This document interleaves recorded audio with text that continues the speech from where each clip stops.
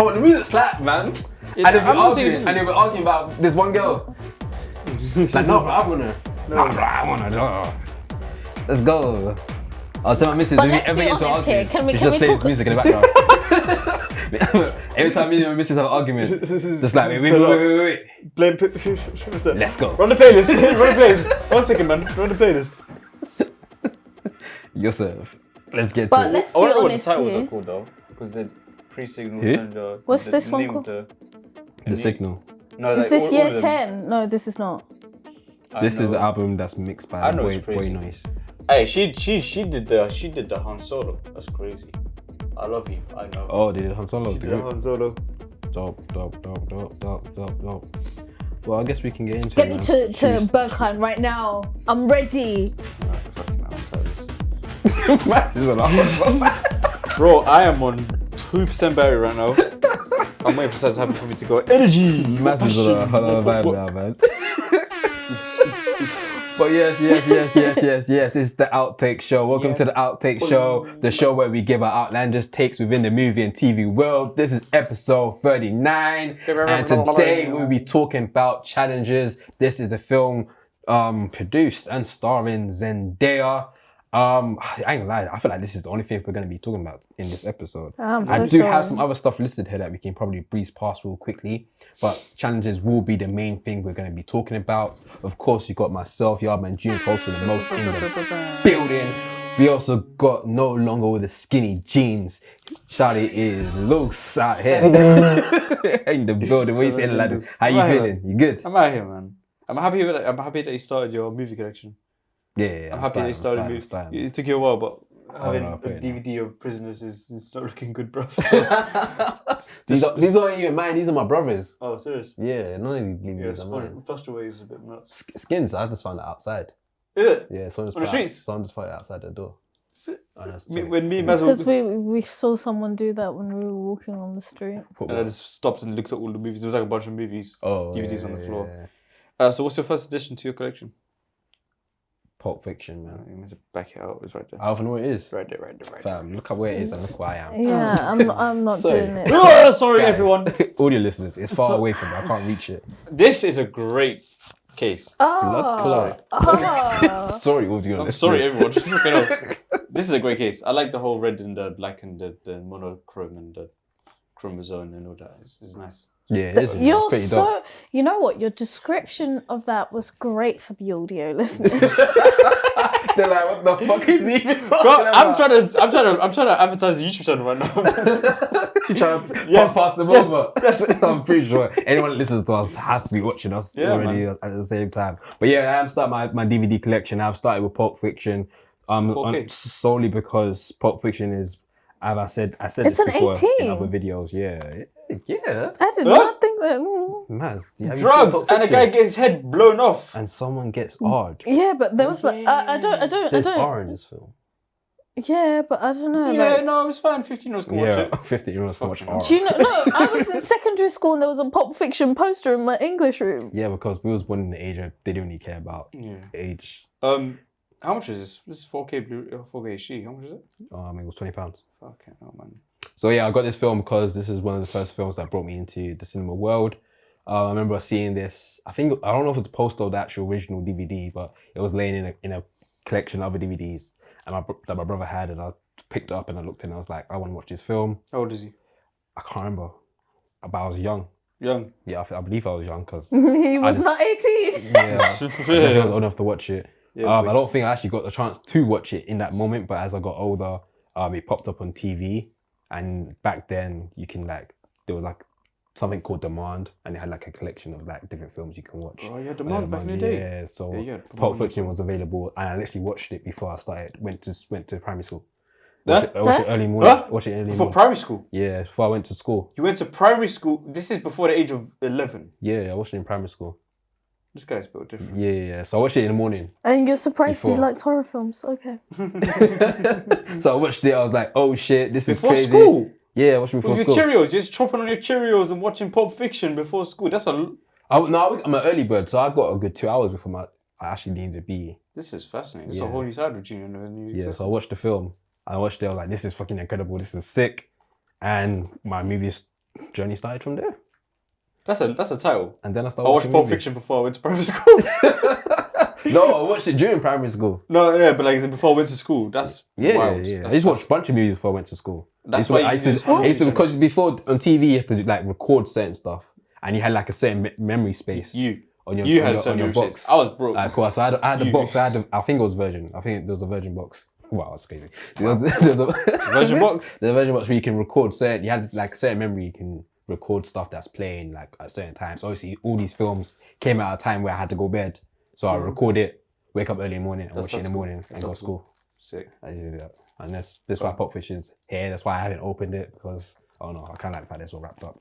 But yeah, movie collection is starting. I guess we'll get. Wait, I didn't even mention the silent assassin out here. Mazzaveli is also in the building. Is that a lesson? In the building. What are you saying, Maz? What are you saying? You good? Not really, because you forgot to do the intro. Well, Aladdin just mentioned leave the ad, just go along with it. I'm saying, I don't know, man. I was waiting for it to stop so I can You're gonna continue this, motherfucker. Dragging out your story not in 20 minutes. How am I meant to stop No, it? but he had to, he had to tell the story. Aladdin, wait, stop. Let me get into the sound story. effects. Yeah, I'm good. I'm alright. Happy to be here. As always.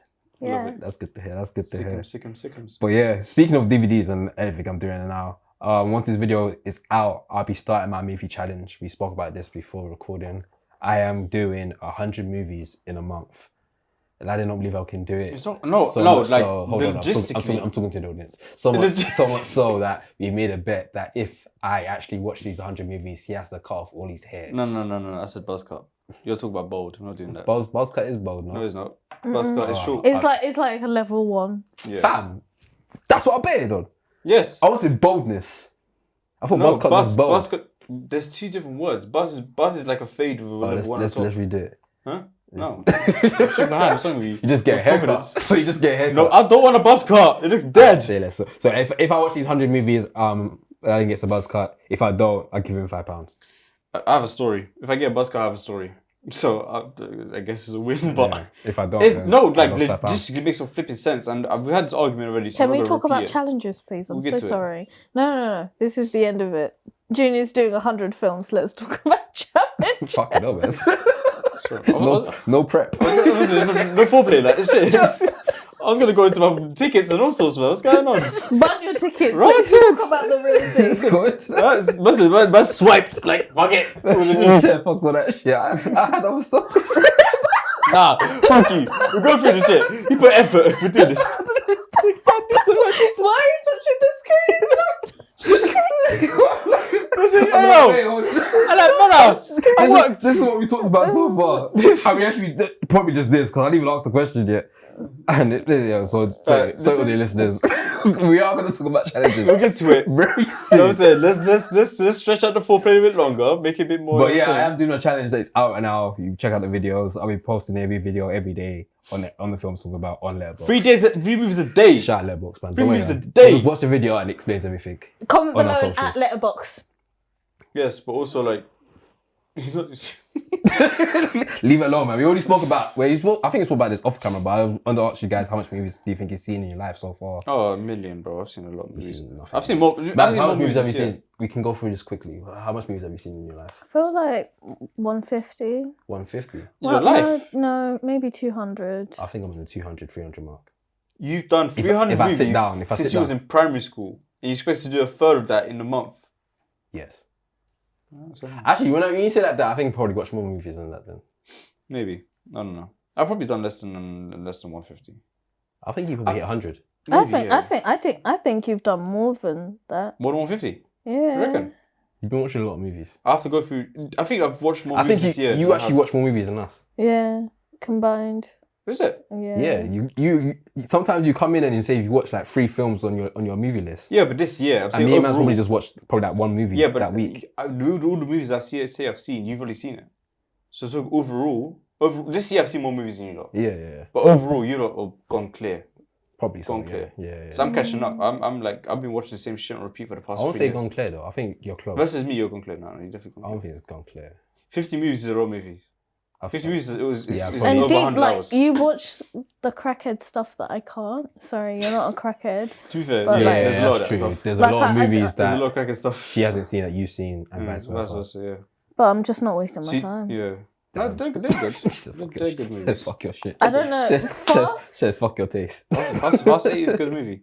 Fast Furious 8 was a good movie. Look, I've never Hey. seen the series, and I have so- no intention to.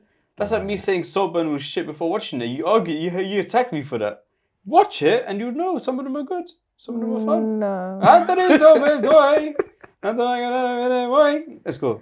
But yeah, this year I've made a commitment and I'm sticking to it. And boy, I'm clearing up, man. Yeah. You know what? Maybe I actually have watched Fast. It's just my brain was like, I don't know what the fuck that was. Shit, I would not accept that. That's not. Fast Furious 5 was good. I'm not man. ranking it. Fast 5 was amazing. Fast 5 was good. Fast was I'm with great. you on Fast 5.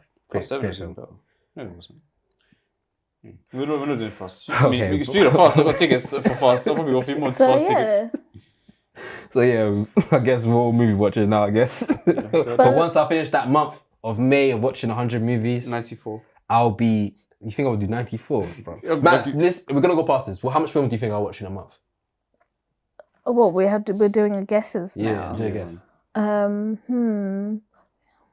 Higher or lower than Aladdin? I'll No, say just No, just in I've general. got a Just in different guess. general. I'm gonna do Okay. 100 movies. I'm gonna aim for 100 movies. Do you think I'll I don't hit? think you. What number do you think I'll hit? Definitely not. I think you'll hit. Hit Just, 100. just sheer determination. Thank you. Look, let me make something clear. I really want you to do it, Yeah. but you're not hitting past 60. You think I hit past You're not hitting 60? 60. You're moving mad. You're hitting You're 60. moving mad. You're moving And mad. but Do you again, think it You're moving doesn't? mad. It could be easy to do 2 films a night. Yeah. Yeah, Huh? a night. 2 films a night. Yeah, I've done You that can do before. 2 movies a night. Yeah. When's your I've night done start? that. What time is your night start? What time my night start? Yeah, So when probably when I get home for like 7. 7. And when's it end? 12. Yeah. Yeah, that's no. You just have could no easily- life then.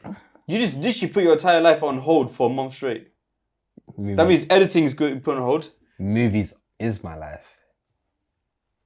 I'm not putting the sound effects. You just find one right You're now. gonna check me. Oh yeah, I'll read your face. You think it was? Movies you have is no. my life. You can't do the editing. Your 9 to 5 is gonna take a hit because you'll be on in a lack of sleep, right? How would I get a lack of sleep? Because you're not gonna like watching 2 movies in that time gap. No, You're not but gonna just you watch know- movies. You're gonna eat food. You're gonna do this. You're gonna do that. You're gonna do some other work. Yeah, but I it can eat could be what short time. films. But in that time, I want you to do it. I'm thinking about it logistically. It's beyond. And look, cool. For the first week, you could probably have it cleared. Yeah, 3 movies a day, no problem. After that week, as much as I hate to say it, you're gonna fucking plummet. Nah. You're putting your whole life on pause for a whole month. Yes. You might even get a disciplinary at work for this challenge. No, I won't. You sure? I'm on a schedule. Why are honestly. you? Why are you I know saying exactly that? how I'm gonna do it. I'm I'm talking gonna about watch a just- movie in the morning. I'm gonna watch a movie during my lunch break, and I'll watch a movie at How night. long is your lunch break? It's an An hour. hour. What An movies you- hour. yeah, an Feature hour. films. Think I can watch No, it. So if I have wait, to we watch said it- minimum I- hour and a half. I have to watch it all the way through.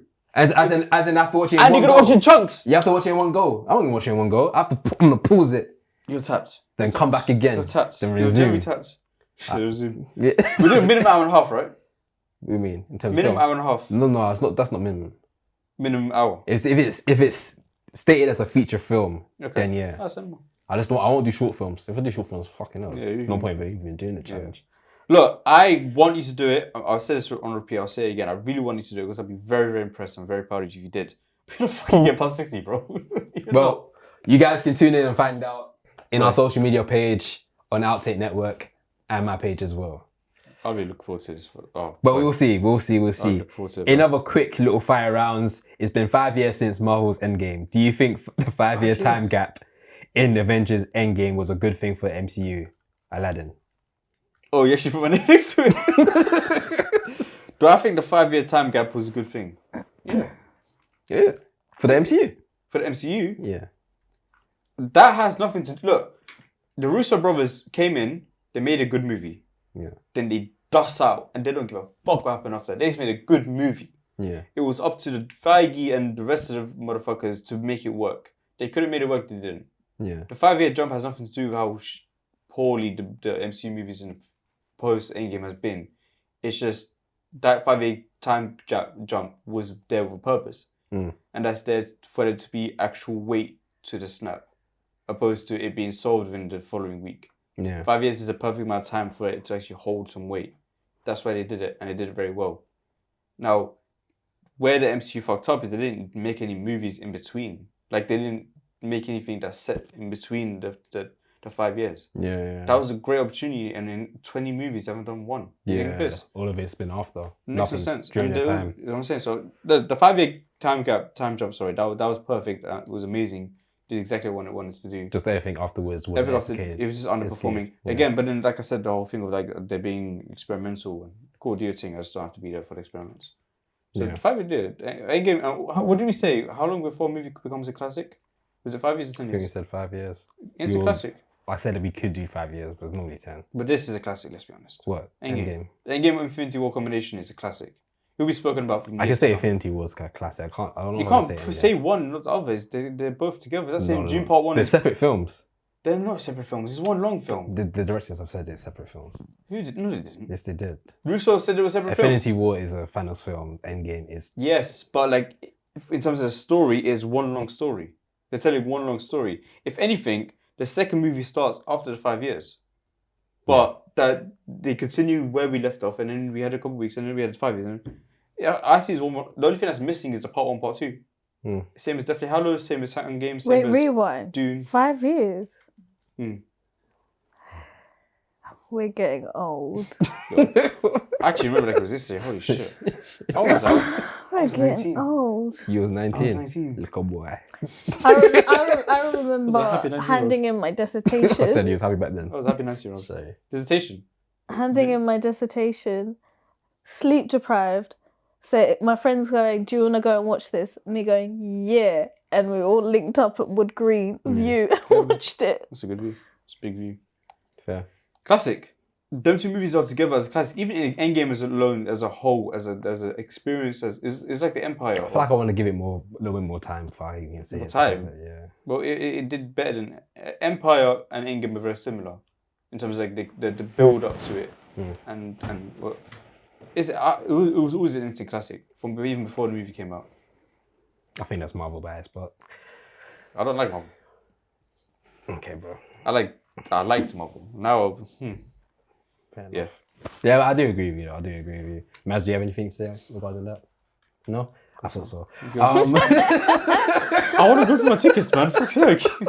What other tickets you want to go through? I'll find some, but like, if you have anything else. Another thing else I have to talk about is Deadpool 3 trailer, which we did reaction video to. So we don't have to really get into the nits and grits of it. But obviously, that trailer did drop. There's other stuff that people are quite excited about. Obviously, there's no sleeves of Wolverine's suit, which is a little bit more comic book accurate. And the director mentioned that there will be no Marvel homework needed to watch this film, which is great. And one of the guys that created Deadpool in the comic books has said that this film, Deadpool and Wolverine, will have some of the best action sequences since Captain America: The Winter Soldier. Winter Soldier had bad action sequences. It was shot very poorly. Got bugged out, bro. Winter Soldier was shot very poorly. Nah, that ain't it, y'all. Winter Soldier was shot poorly. Winter Soldier. Yeah, so Winter Soldier. You said the action sequences in that wasn't They good? were good, but they were shot poorly. The sequence, the choreography was great, but it was shot so poorly that we couldn't really see that much. Go Bucky versus Captain America. You see that is a great. The way they fight with the knife and that, it looks good. Yeah. But it was shot so poorly. It was so shaky, and we couldn't see what's. It was meant to be shaky. You meant to feel what they feel. The shaky. This is too shaky. I said it's shaky. Shake. What's in the metro station is going on here? No, I've had this opinion for time. I think Civil War was directed by the same team. It's update. And they had better fight scenes. They learned from their previous one. I think it's just poor filming in the fight. I don't think so. But I'm not really here to argue with you on this one. We agree to disagree. I mean, obviously she's so dying to talk about fucking genders at this point, so let's just fly through it real quick. No. You're dying for it? I'm not dying for it. You guys talk about it, you know? This is your thing. I'm like yappa soon, so I'm gonna let you talk. She's charging. She's building up. You see when you've put your Apple Watch on the thing and it's only showing the time because it's still charging, but like it's getting you into mode. No, I wouldn't know. She's charging up, boy. I wouldn't know, sorry. What? Oh. Got Neither millionaires. would I. What's going on? Got rich people around me. Sorry. Can't get like you guys yet, man. One day. Says the motherfucker that used to record films on his TV. Get the fuck out of here, man. But you don't know. That's rich people shit. Don't piss me off. That's rich people shit, bro. Alright, man. Let's talk about Aladdin's movie tickets. I only got So these last couple episodes, Aladdin has been bringing over a bunch of tickets that he actually collected. I'm actually impressed that he got so many. It's a lot. So each time he brings up and he reads out the film, he has to try guess the movie that he has. We can do that. I was just thinking, I just want to put this on the wall. What film is this? Oh, This is a big one. What was the big one? We just spoke about it. Can we do Oh, guess the Avengers film? Endgame. Endgame double bill. Oh, was it? Yeah. This is a double bill. That can go up. The double bill. Watch this, yeah? Double That's the bill. one you watch with Infinity War. Back to then, back. Then Endgame. Straight back to back, Yeah, no. Wait, hold on. You're doing that, but you're questioning if I can do 3 hours, I was 3 films. tired as shit. But you did it though. Yeah, I prepared. Those 2 films are probably like 4 films. No, it was 2 hours, 2.5 hours, and 3 hours. 5 hours. 5.5 hours. So 3 films. I prepared a week for this. So I prepared for a week for this, bro. So 3 films. And these are movies I'm generally passionate about. You're not passionate about all the movies you're about to do. Anyway, this is a double bill. Guess how much a double bill ticket was back then? For 2 movies back to back. $12.99. 20.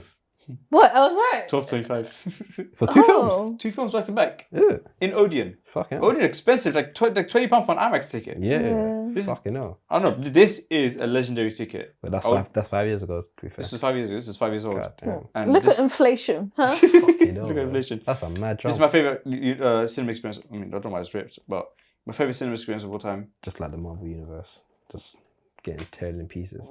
You know why it's That's ripped. When you went Oh, yeah, the Yeah, rip in. it. I've got back. This is that. That's fucking rude. Don't fucking do that. That's my souvenir. I Like, want that. my souvenir, bro. What the fuck? Mad, isn't it? But yeah, this. I would I'm so usually glad they don't do that anymore. How? What are you gonna rip your phone? What Just take from No, because you know when you get you. Welcome. Oh, I got a headache. Oh, don't do that, man. That's too good of a joke. No, the paper tickets, of course. What's it? What we told you? Your seats to start.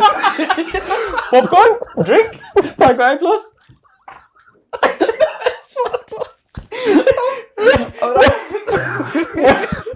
Thank you. Wait, I'm gonna fucking die. I've already had a heart attack once today. I'm gonna have another one. Ah! Oh, we can't confirm if that was a heart attack.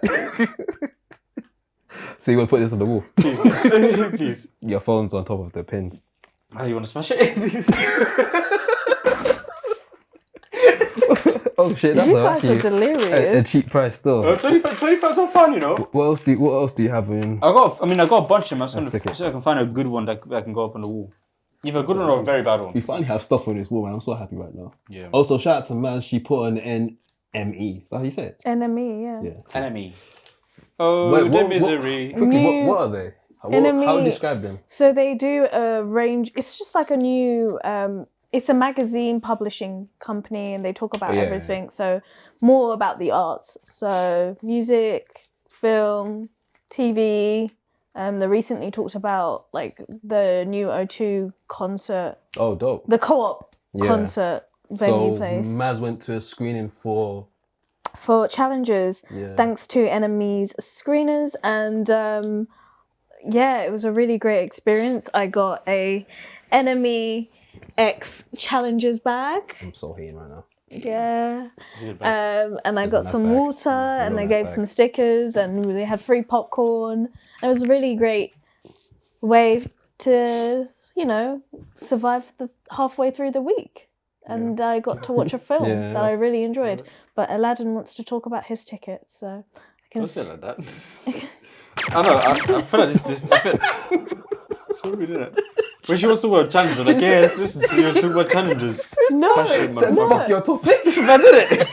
Like, what do I bring to the table? No, I did not. I was being so nice because I could see him waiting. No, I was gonna. I Like, waited for you to finish. And I was like, but Aladdin wants to talk about his Fucking tickets. It's fucking Wolf dead. bitch. You fucking wolf bitch. Do this, please. I'm doing this. I got a headache. I'm gonna have a fucking migraine, man. You're gonna piss me off. So we're going all over the place right now. So Aladdin got his tickets. You know what? Yeah, fuck you, man. It's the last one. It's the last one. Tickets. I'm very excited. The last What one. do you mean it's the last one? I was encouraging you. Encouraging? You called that encouraging? Yeah, no. You pissed me off, bro. You're the one that called yourself a wolf bitch. I didn't call myself a wolf bitch. He did. He called me a wolf bitch. You called yourself a wolf Did bitch. I can't remember. Justice League. Here we go. Please, probably. Fucking hell. I'm so sorry. This is shit. So that's got tickets This is cinema. for Justice League. This is a staple in cinema, bro. But honestly, I do like the fact that we put in a lot more stuff on the board. I don't know if I was ever clear, but we've put a couple of Aladdin's tickets up here.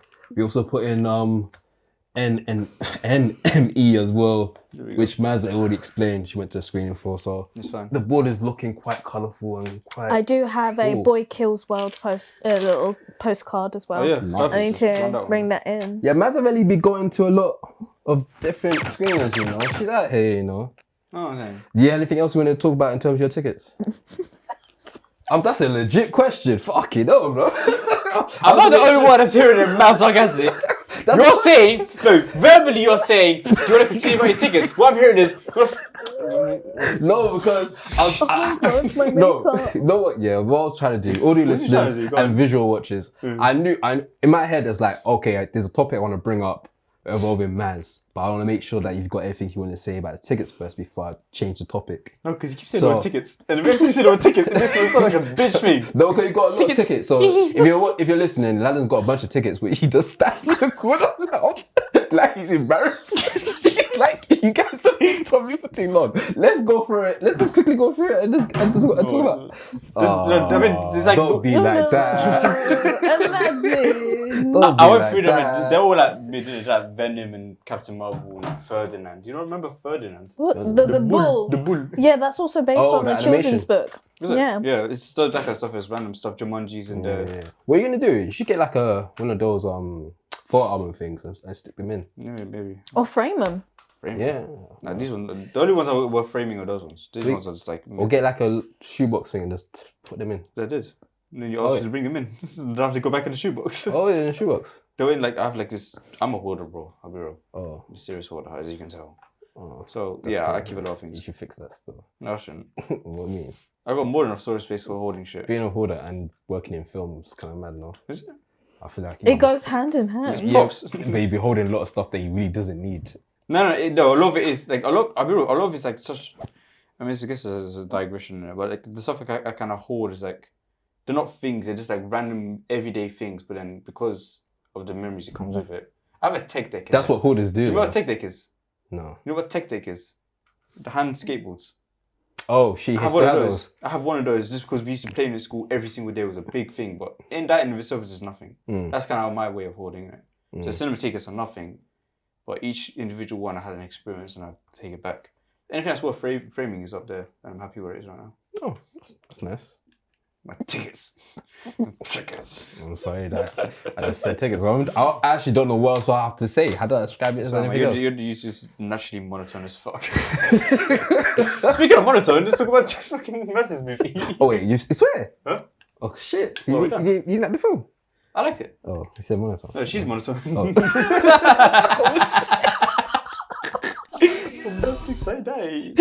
He shot back. I know, right? Yes, I like to fight that, man. Mate. Don't let it kill you. Don't let it put you down. If I'm gonna go down, was it Amase? I'd have to win. We just have to lose. That's one of the only good lines in that whole film. really is, You you know know. what? I I didn't am even true. like actually shoot shots at him. Yeah, I'm still wounded. Explain. It's not my fault. Man said, So why- explain this. So where did this blood come from? It's not my fault you're a bitch. Oh shit, okay. Damn. Alright, Well, well, we're anyway. going to talk about the main topic today. This episode's like been 4 crazy. minutes in and we're into the main topic. It's very quick episode today, Oh, guys. sure, Very no, quick sure. episode today. But we're going to talk about our main topic today, which is going to be challenges. I'm really bad at saying directors' names. Hopefully you guys know how to say his name. But Challenges is a film starring Zendaya, Josh O'Connor, and Mike. I don't know how to say his surname. Vice. Vice. Vice. Mike Vice. Vice. I'll just leave you guys to hold that down for me. Vice. This is a tennis love triangle themed movie which stars a tennis player that turns coach. Her transformation from her husband, who's a mediocre player, turns into a world famous Grand Slam champion. He recently gets into a losing streak, and she gets him to play in a challenges event. During going to this challenges event, he finds his ex-friend and her ex-boyfriend, and it is a game that they play a game against each other, and they go through past, present, and future. Shall we explain to the YouTube and audio listeners what Challenges is? Yeah, I thought I was doing Go that. ahead there. Oh, No, not the film. What Challenges tournament is? Oh, challenges is what is it again? It's a low level of a tournament for the pro tour.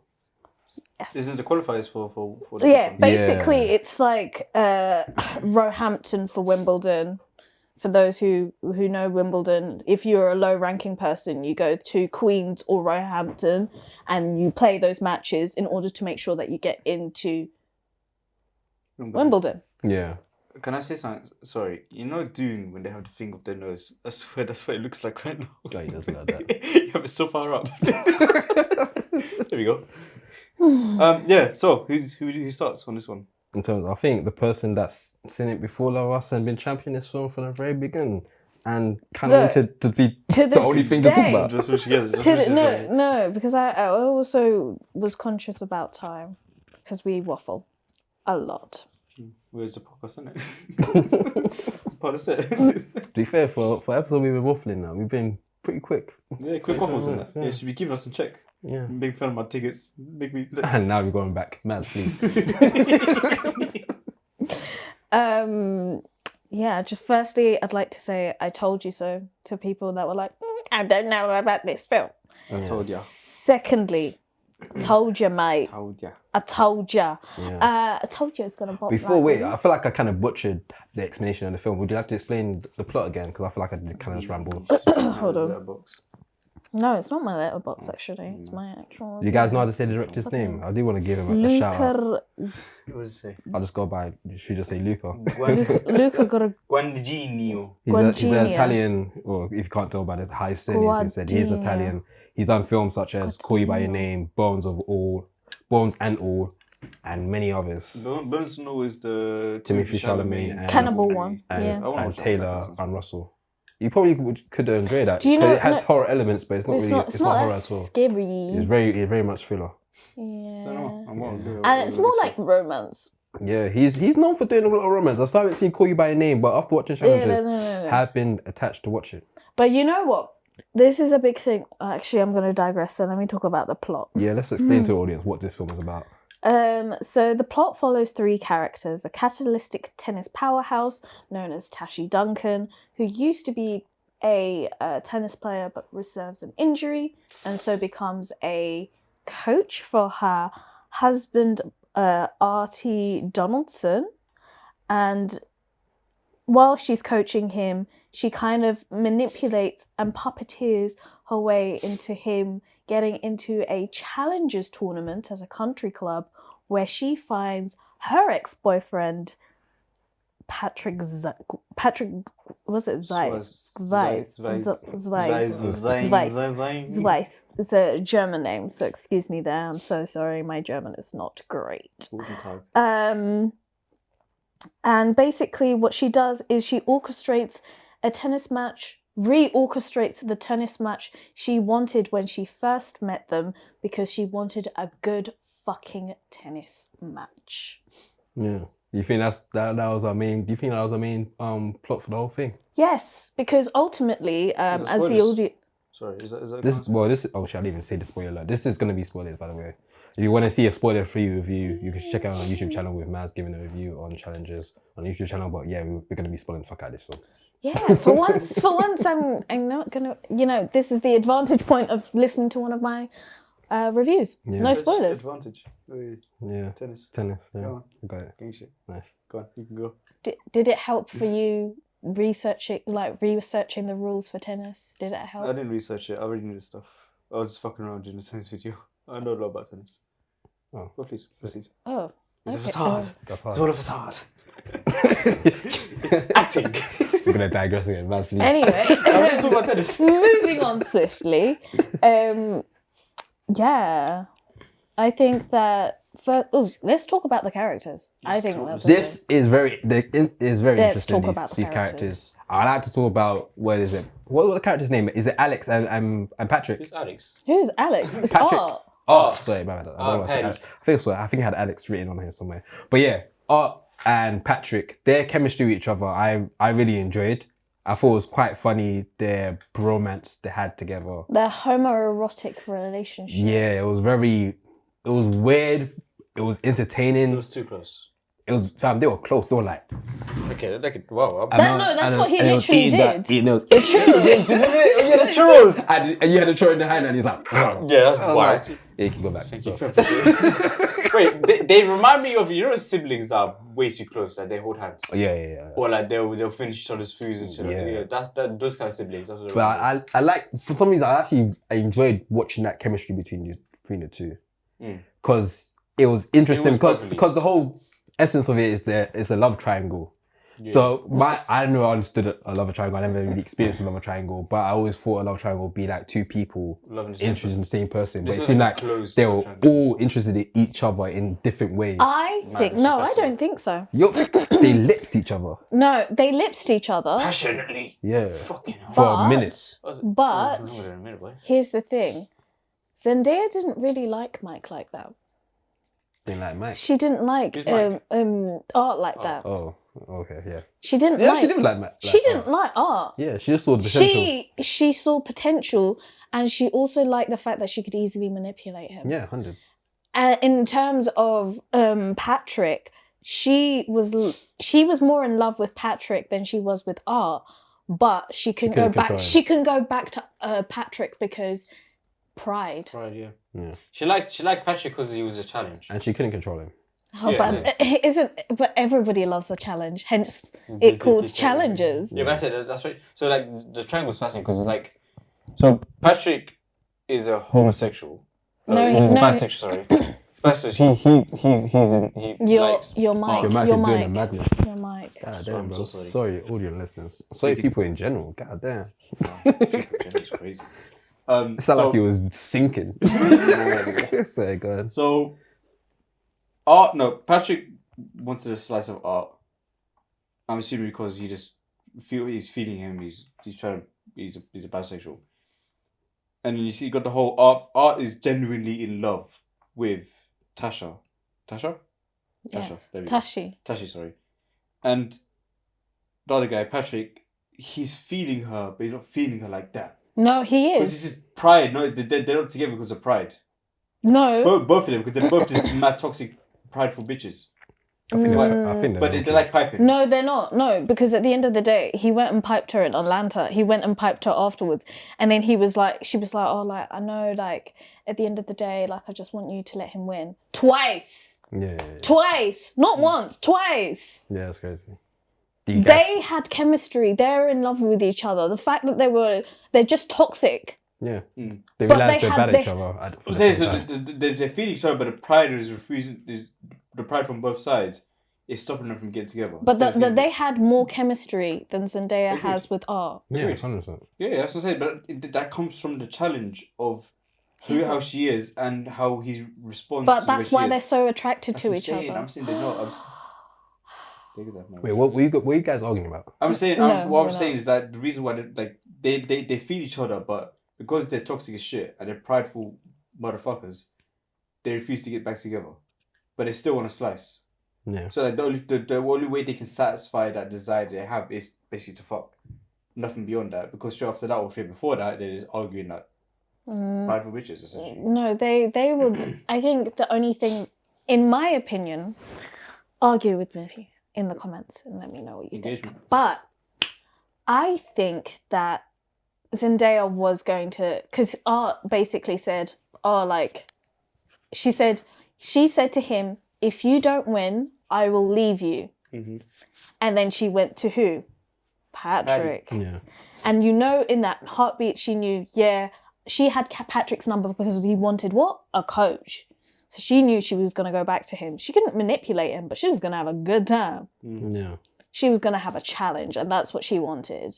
Yeah, but she said, but she wanted him to lose the game. Yeah. So essentially, I think that was manipulation. I don't think that was what she wanted. I think that was she just wanted to. So Yeah, she can get what she wanted. She just wanted to see if she could manipulate him the way she wanted to, and when she found out that she couldn't manipulate him like she wanted to, that's what she was more attracted to. She's not attracted to art in that way because she can make him do whatever he wants. Essentially, it was the whole, like, art was too respectful, and we saw in the first scene where they were all together in our bedroom, and she said, "Oh, come here," and one Art said, "Who, me or him?" And Patrick just ran up. And he had to go. Yeah. And that's exactly. That's the way it represented the whole movie where he's too kind, too polite, and he's the good boy that finishes last. Whereas Patrick's like he's an opportunist and he knows when to move and when not to move. Yeah. That one scene alone just kind of showcased the whole movie. Yeah. Which was great foreshadowing. Great directing on Luca's part. Yeah. But yeah, this movie in terms of my take, I guess, from me being the person I am and the kind of movies I watch. I liked it. It was fun. It was quite fun. I wouldn't like. I don't think I would have watched the movie if it wasn't for this. Though. That's the only thing. And even with the benefit of hindsight, I still wouldn't have watched the movie if it wasn't for Outtake, because it is not my type of movie.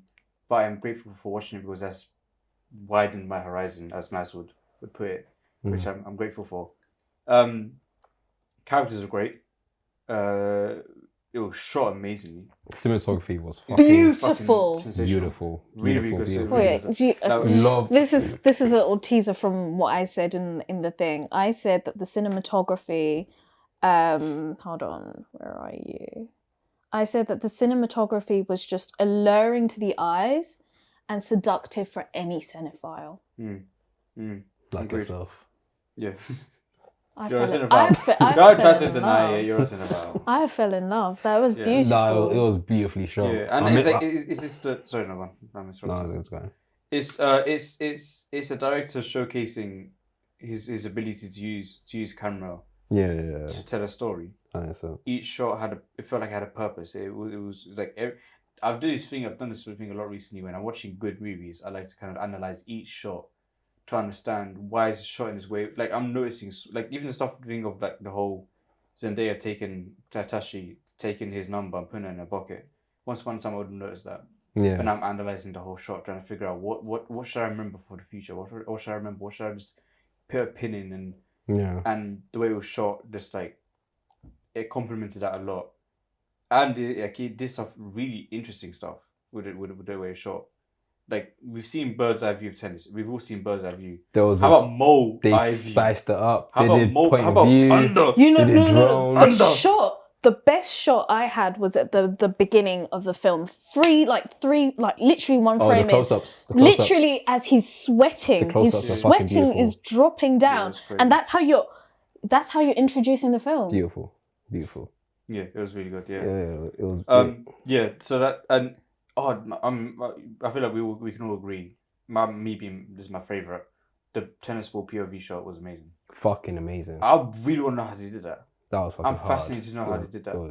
That was. That's like the video. Or even I knew how they did that one, but the one with the transparent glass and the shot. But no one thinks about that. But no one thinks about doing that for tennis. They're saying tennis. They made tennis look fucking. Wait, you're saying? Yeah. Because the thing is, this is what I like about his director, and I don't know if he's done this before, but he's taking what's the average, like the best shot in any tennis game is a bird's eye view. Because of the way the game is played, right? Yeah. The best shot is bird's eye view. He took that and said, let me flip it.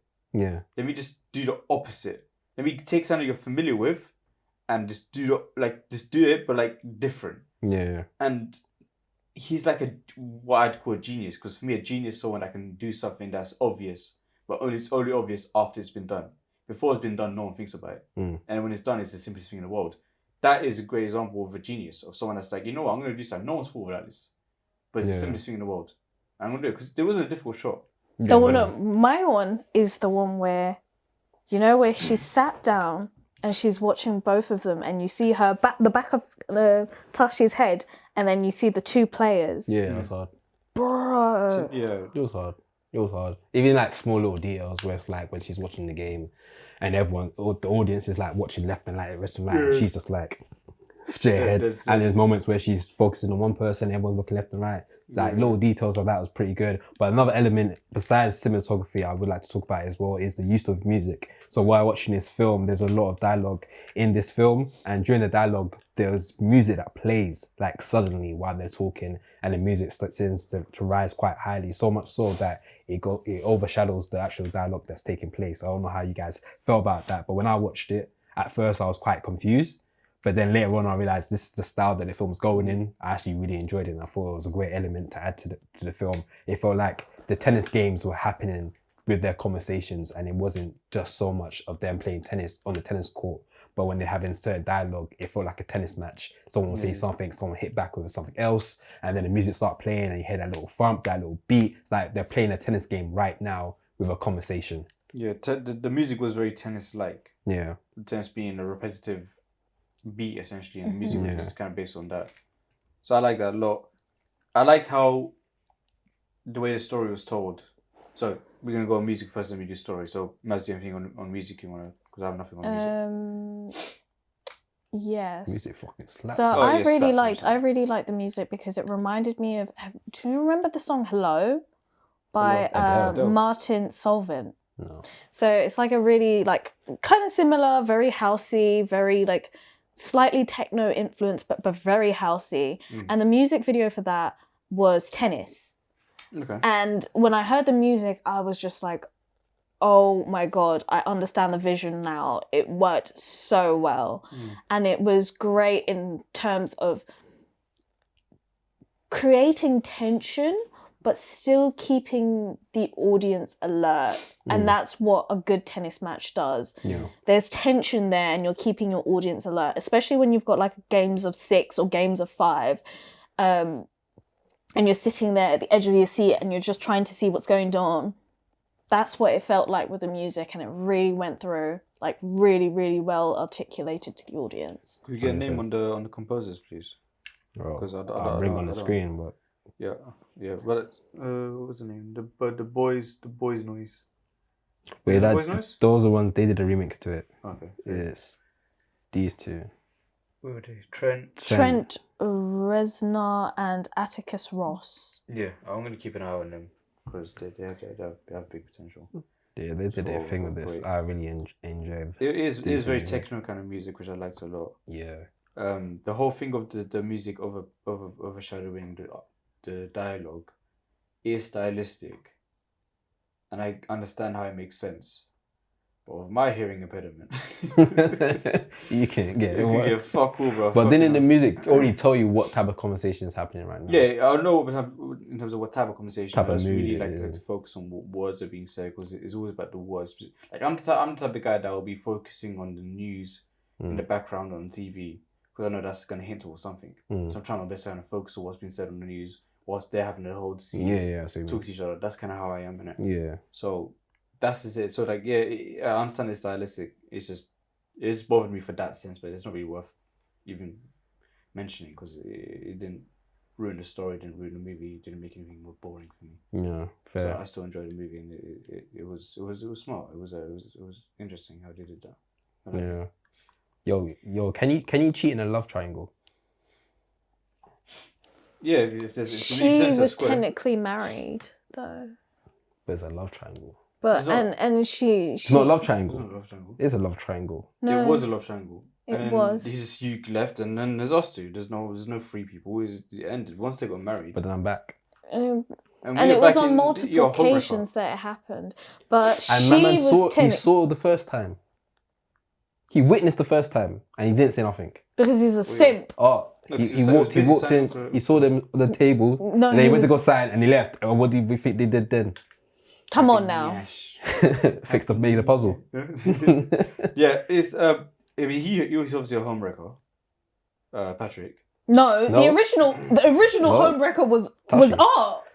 Art is the homewrecker. Yeah, because of the whole way she locked off her knee, and then he told her to go fuck himself, told him to piss off.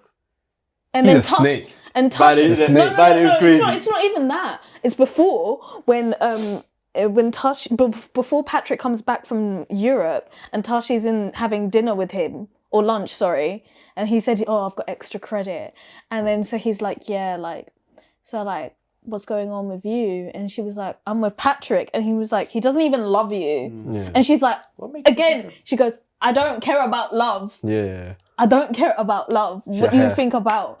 And he was there like, no. And then he snaked his boy before it even happened, bro. And what did these boys say? Fucking proud of you. That's a fucking love triangle, bro. I heard. He said, I'm proud of you. I'm happy you're doing this. The way he can cheat. I love seeing you like this. No, but it's because he was like, it was giving a bit of a little sustenance to him. After that, he became a wet blanket again. He was so moist in this film. Can I quick sidebar here? I told Maz already. I kept looking at him, the ginger wanker. I kept looking at him thinking, who the fuck is this guy? Damn. No. Fucking bully. Oh, you know what? No, but he is though. You learn how to joke off of my man, isn't it? So, yeah. But yes, I kept looking at him thinking, who the fuck is this guy? He's a stone copy of John Mulaney. I swear to God, he does look like him. Mad, I'm like, I know this guy, and I realized, oh shit, it's John Mulaney. He does look like It took him. me a minute to figure out. It looks quite like him still. So- A ginger young version of him. Yeah, John Mulaney is a comedian. Great comedian. Amazing. Yeah, Plays Spider-Ham in very Spider-Verse. funny, Oh, very funny Spider-Verse was in the movie. Yeah, I was like, ha ha ha. I like I that. see what you did there. That's good. So her daughter comes in and says, I want to watch Spider-Verse. And it's almost like she looks at the camera like, Do you think that daughter's really Art's kid? no, I think it's Patrick's. They had sex in the hotel in Atlanta. That was the time. What happens when a black girl dates a ginger guy? I don't know. Well, what kind of Hair. or orange black girls? What do they look like? No, because it depends on genetics. Yeah. So there's no way. But I think that she's Patrick's kid Yeah, same. because because he goes, oh, I bet he doesn't know about Atlanta. Not hinting that they slept together, but hinting that that's his kid. That's crazy. Where's Jeremy Clarkson, man? You bet Jeremy Clarkson. Right Jeremy Clarkson. Yeah. It's not Not Jeremy Clarkson. Clarkson. Jeremy Kyle. That's the band. That's the band Top Gay, sorry. That's Top Gay guy. Oh, fucking Jeremy hell, Kyle, my bad. God, Yeah, damn. so in terms of story, I think the story was told amazingly. Oh my gosh. Firstly, I had no idea what type of structure this was going to be in. I liked the why fact that I it wouldn't was know a why tense Chris match. Nolan is out writing movies in secret. Because this was proper Chris Nolan type timeline shit. Yeah.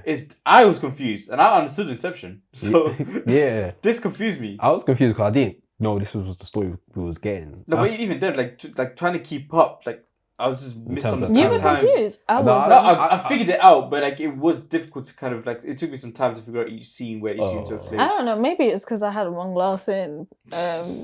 Shine and me. Last makes you smarter. I was one glass in, so I was relaxed and I was just accepting it as it is. So Yeah. I wasn't overthinking it. So I was like, oh, I get it. Like the timeline starts with them having a tennis match, and the tennis match is creating the tension. So they're going in between timelines to create tension. Yeah. So I understood the timeline. I just didn't know we was getting that. I thought it was going to be a linear film where it's like Chris Nolan, you know. literally just go through, but it was very much like they're playing a tennis game, and then the moments of the tennis game relates to a moment in their past. Which is great. So like when one person's winning on their side, we go to a flashback to when they were winning in life. Yeah. And then, oh my gosh, fucking amazing. When they go on a break, when the woman's like, oh, you know me fuck up in the second round, then his second round, he's like whacking the tennis racket. Yeah. I didn't watch this film again, but this was, cool, yeah. I'm watching it on Friday. I like that Yes. line. I like the line where the ball went out or it didn't go out.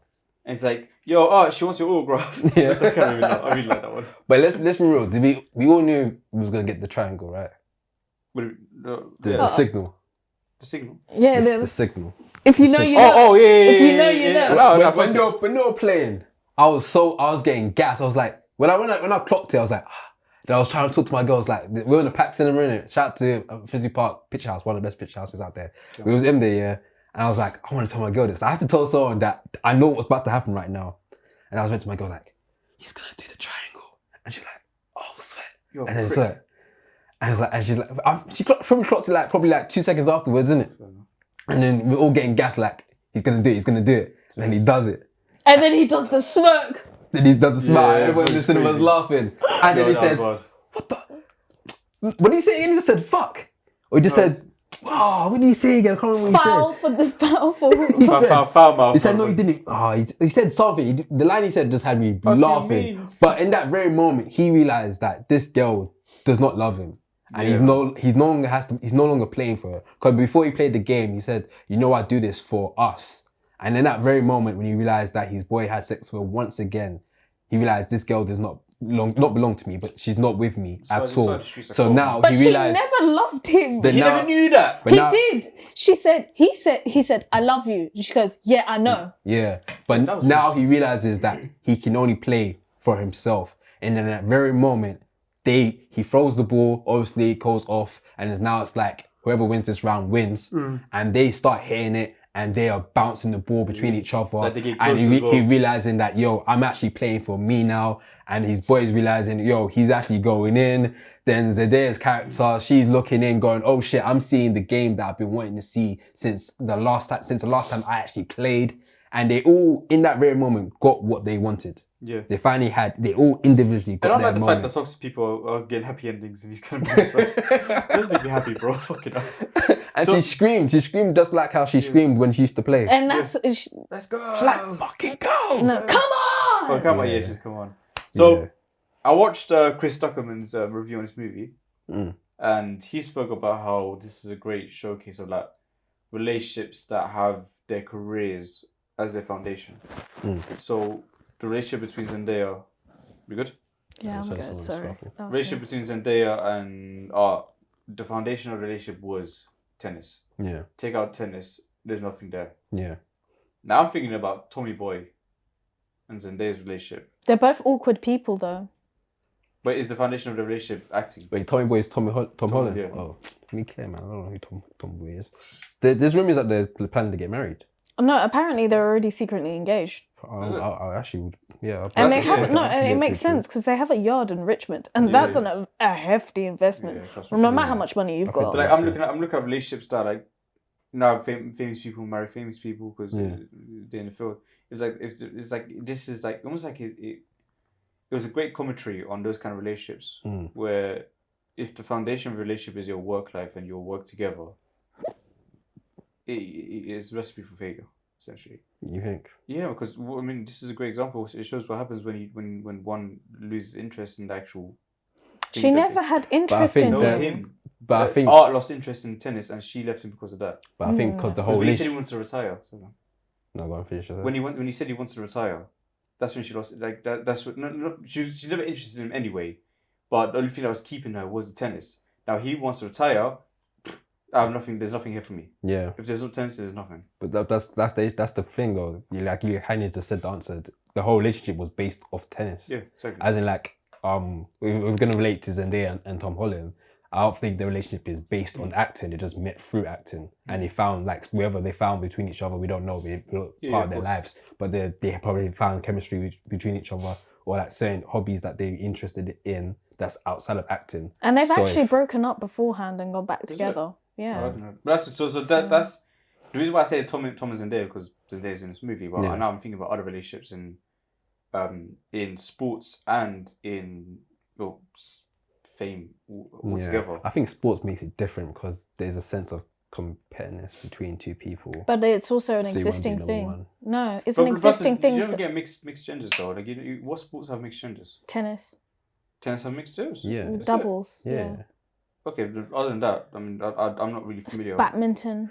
But I think it's just a sense. There's a lot of this stuff. I think there's more of a sense of like who's better because we've seen in the film there was a lot of conversations about even when Patrick and is it Tashi? Yeah. Were having a conversation and she was just giving him little pointers. He was like, "Yo, you're not my coach. Like you don't have to manage me," type of thing.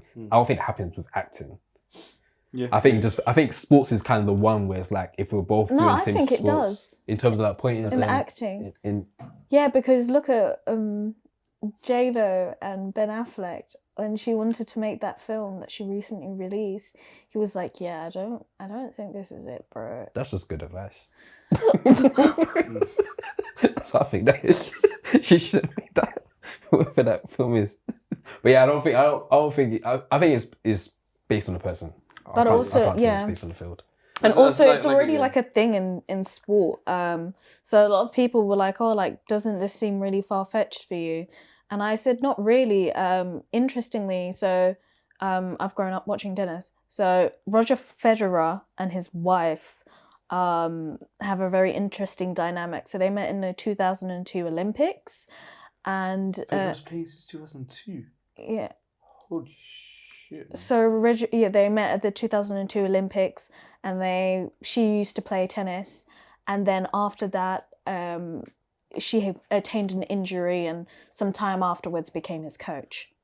And this is during the time that he was like one of the best Grand Slam tennis players ever. Period. So it's a very real relation that you can see in the sport, but I don't think it can be a basis where if the sport is gone they don't stay together, because he's like retired now and they're still together. So like there is that the whole space of, oh well, he's not playing as intensely, so you don't have to necessarily have that as your basis. I think it can cultivate a relationship, but it has to be chemistry there from the start. And I think that's the lack of the issue with Art and Zendaya's character. She, like we've said, the whole point of challenges is she liked, like we previously said, she liked to challenge. Patrick liked to challenge. Art just wanted to be happy. He just wanted to be happy, make his grandmother happy, get this one thing to make him seem shiny. But Patrick genuinely enjoyed a challenge.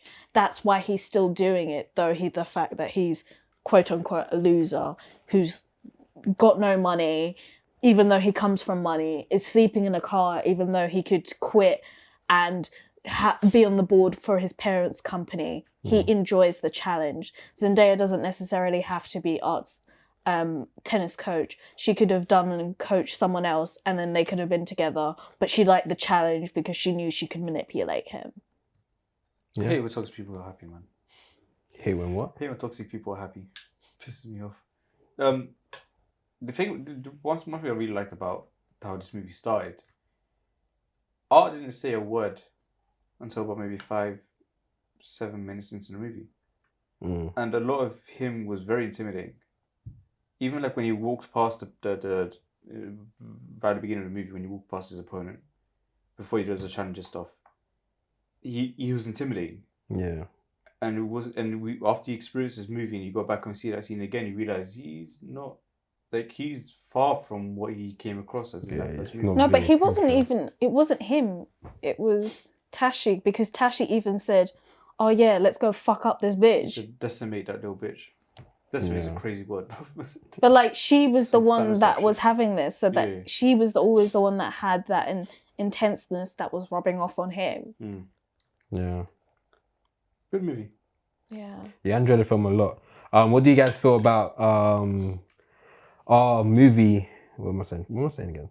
Our movies that are like art house films. Do you think art house films are the new blockbusters? What is it? So we're seeing movies that appear to be art films, like Challengers, but have a huge name attached to it and a huge budget. So we have other films such as Poor Things with Emma Stone, which is also, you can say, is an artsy film with a big budget. You have Saltburn, we have Northman, and we also have the film called Love Lies Bleeding, which is coming out, should be out once this episode out as well. But it seems like there's been a fusion of arts house film, because I'm sure my age again, but back in the day, films like this didn't have huge names attached. It didn't have big budgets. It wasn't really marketed to a wider audience. These are films that probably just came out in small, like, independent cinemas. You wouldn't really see these cinemas premiere in like View or any of these big ones here. So question I'm asking you guys is, are art house films becoming the new blockbuster films? I think I think they enjoy it. The big names that are involved in these projects, I think they enjoy it more than the blockbusters. Yeah. They have more, like, almost, they got more freedom to express themselves and be like creatively free. And there's not as much pressure. Yeah. They know that this isn't, like, the budget's high, yeah, but it's not like a crazy blockbuster thing with like a mad fan base, and it's just it almost reminds them of how they started. I guess this is how I'll kind of like experience it, or how I'll see it.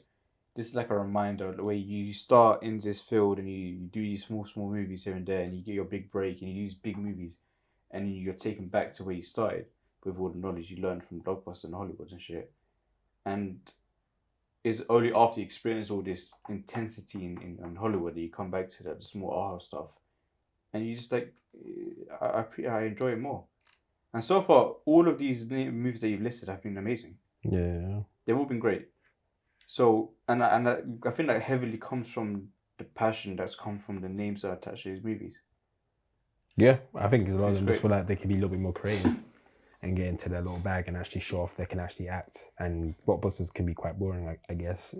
Like, this is the first time Zendaya spoke about challenges and said that she's happy she's playing a role where she's not playing a child anymore. She's playing an adult. She's doing stuff that she hasn't done in her personal life, that she hasn't had a kid. She don't know what it's like to be a mother. So doing roles that kind of were required to actually act, because in previous films and previous shows, she just played a teenager. So she does enjoy this stuff. And I assume that other actors in the films that I mentioned before get to experience new things compared to blockbusters. Maz, what's your thoughts on it? So I think it's very interesting that you said Saltburn and Challengers there as an example, because both are owned by Amazon MGM. So it's clear that people kind of understanding that especially these big production companies are realizing that there is an audience for it. And I think that us being able to have the space to talk about it and people talking about it and going seeing it is creating that space where we are going to be getting better films, which ultimately is what people want. And I think this is the time for art house-based films. More side US, because there is a lot of cuts to the British styled art house, which we typically see under the BFI, Channel 4 and the BBC films, or Film 4, sorry. And so I think because there's a shortage of that this side, people are more drawn to now seeing it in these big powerhouse production companies. But hopefully this is a sign that, you know, the government should not pull back on budgets for the British film industry, because there is an audience for that and people are willing to see it. Yeah, 100%. I think there was a list. I can't remember the list of films it was on. What's the name of the list of the films out? But the films had like a decent budget. It was like 10 million, but they made like 100 million. So these films that have like quote unquote small budgets are making it a lot of money. So I don't see any reason for them to say let's cut. You're thinking of Monkey Man. Monkey Man There was like on social media, it was like on Twitter, there was like a list of films. Monkey Man was one of them that was on there. There was another one. I think Civil War was on there as well, because I think their budget was like 50 million and they made like 200 million. So there's a list of films was like they have small budgets, mid budgets. I think the quote was making huge amount of money. So there's still room for more of this type of content to come out there. So I don't see any reason why they want to do any more budget cuts. Who'd have thought making good movies makes money? Fucking mind blowing, isn't it? You know, people actually want to see a new story rather than a remake. Yeah. Who would have thought? 100%. I like remakes that are done well. I think anything can be done well. It's just the passion is very easy. Yeah, the passion's there. Watch your passion is very easy to kind of see. Yeah. Especially for people that also like really watch a lot of movies. Fair. And the thing is, like a lot of these art house movies, they make a lot of money from rewatches. Yeah, I'm gonna go and watch it on Friday. That's what I'm saying. So like if your movie makes a lot of money from rewatching, then you know it's a good movie. Yeah. Whereas if it makes a lot of money through the amount of people that went to watch it once, not really much of a showcase of how good a movie is it? Because Justice League made a fucking shit ton of $1 million. It wasn't a fucking good movie, was it? No, it wasn't. So yes, if your movie, if Our House is one of the great examples of movies that get watched multiple times by the same people, and it's almost like they rely on word of mouth as part of their marketing. Yeah. Yeah. You know what I'm saying? I I didn't watch Challenges because I saw it on the bus and on the streets and it. I watched it because you, man. Yeah. So I'm saying, and Challenges. Yeah, really, every day for the past like 2 weeks, and I love the fact that you did that, because it's widening my horizon. I'm now seeing movies I've never seen before. But I like this way of doing things. I like this idea of like, they say half the budget. Whatever the budget is, you double it, and that covers marketing costs. If your budget of your movie is 10 million, which means your marketing budget is 10 million, you must rely on word of mouth. Bro, I the best was video ever. breaking my back doing the marketing for this fucking film. For free. No. Oh, for free. Free of charge. You know, Warner Brothers, MGM, Amazon MGM, you know, it's your girl here. Like, I literally am doing free marketing for you at this point. Back day, baby. Trust. Honestly, I'm exhausted after this week. I've got another film that I need to promote in a second, actually. Holy shit. That's it. I think that is true cinema, man. That's like, this is before buses and billboards and all this shit. This is before that stuff. Don't get me wrong, Saltburn was marketed quite well. Yeah. As in, I saw it a lot. Yeah. But it wasn't marketed in like the Barbie marketing or that kind of stuff. It wasn't like crazy marketing. But I like this is how you best market anything. Word of mouth is like the best thing in the world because it's not just you telling me about it. I'm hearing it from a reliable source. Yeah. Which you can't replicate. And I think it's quite interesting that this is okay. So I'm going to talk about. I'm so sorry, but I'm going to talk about it from the ad perspective. So hold your mouths. I really like this fact that I think marketing started at the end of like midway through April. Because you had the Sydney premiere, which is like ages ago, maybe 3 weeks ago, and that's when we were like, okay, what's the Sydney premiere? The Sydney premiere for Challenges, 3 weeks ago. Oh. And no one, like speaking to the guys in Sydney for your ref podcast as well, no one had seen it. If you weren't at the screening, it wasn't out yet. Nobody had a date, particularly to the point. I called my brother and his partner the other day, well, his wife, and they were like, have you seen it yet? Not yet. I'm going to this week. Oh, has it come out in Australia? No, it hasn't come out in Australia yet. So people who then were going to these preview screenings really had this exclusive because no one in the world, if you weren't in a preview screening, had not seen the film. Yeah. Everyone else had the same premiere date. And I loved that because it really created anticipation and intenseness, kind of like the match itself. Yeah. That is beautiful marketing. That's great marketing, yeah. Very well said. Well, Poster slaps as well.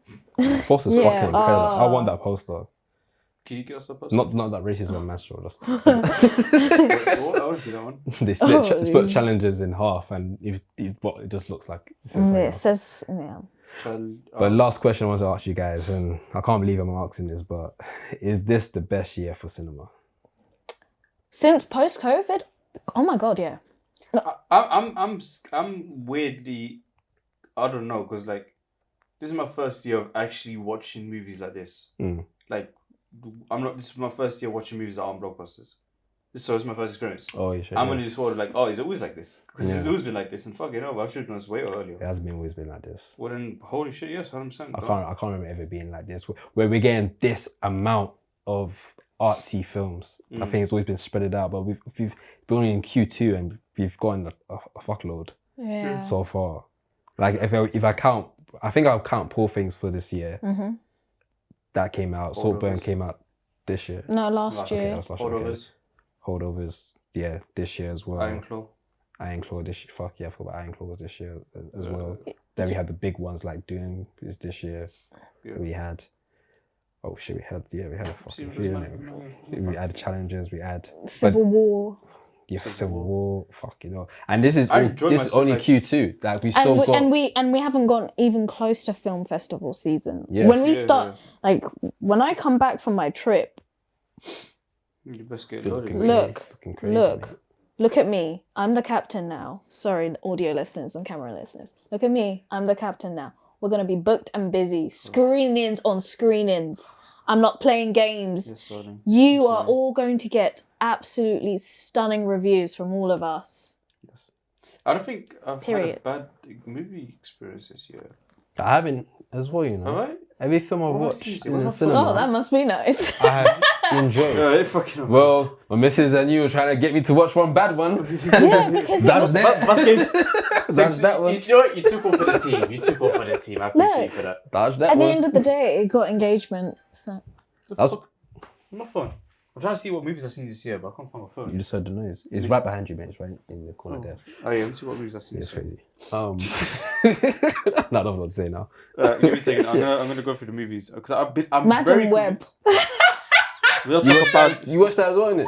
Yeah, man. Fucking hell. I've seen. Okay, so Civil War, Yo Capitano, Monkey Man, Godzilla Kong wasn't that bad. Dune Part 2, I watched that twice. Holy shit! I enjoyed Godzilla. One Love. We forgot about One Love.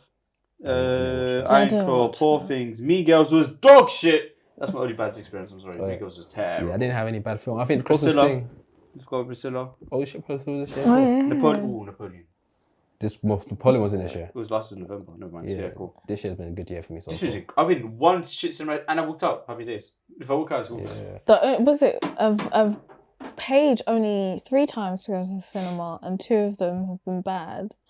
But I expected them to be bad, and I wanted to use them as a learning experience. Did you? You keep telling yourself that, man. Yeah.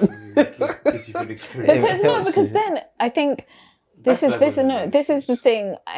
It's good to watch. My brother always says it's good to use different mediums to get your news, because then you are able to understand it for yourself. So in terms of film, it's good to watch both good and bad, because it allows you to understand what works well and why. Good. And then be able to articulate that back. But I'd rather do that at home. Yeah. Never in the cinema. No, fuck that. Have you walked out of the cinema? I know Aladdin does it for like sport, but have you like walked out? I did it twice. In life. Yeah. Oh. No, And it's one of them I will sit. Not in my story. I will sit through it and really delve into it and like go, okay, I don't like it because of X, Y, Z, and so on, and I really want to understand why. If I'm gonna hate it, I'm gonna have to have reasons why. Yeah, I don't think I hated the film enough to walk out. I didn't like Napoleon pretty early on while watching it. Yeah, But I never thought we I'd firmed walk it. out. I've always been a guy. I've always firmed it. The only reason why I walked out of Northman, I was with a friend, and it was one of those like, do you want to cut? I'm like, yeah, it's cut. It was one of those ones. I'm by myself. I never walked out of the cinema by myself, except for Mean Girls. I was never gonna watch that. I watched it for you lot, you motherfuckers. You told me we're not gonna watch it. I didn't even watch it. Because you gassed it up in the fucking when you watch the trailers. And like, yeah, cool. But then we found out it was a musical, and we even said to you in the chat, Oh, I didn't pay attention. But yeah, that's not our problem. That's then not I go in our the chat. problem. I'm like desperately waiting for a response in the chat so I can have permission to leave. And I felt amazing walking out of that cinema. People were laughing at me as I'm walking out of the cinema. Oh, really? Yeah, like laughing like, oh, this guy's.